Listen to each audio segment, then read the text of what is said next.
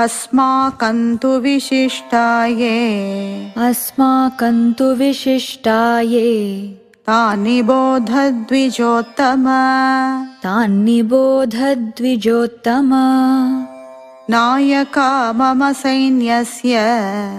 नायका मम सैन्यस्य संज्ञार्थं तान् ब्रवीमि ते संज्ञार्थं तान् ब्रवीमि ते भवान् भीष्मश्च कर्णश्च भवान् भीष्मश्च कर्णश्च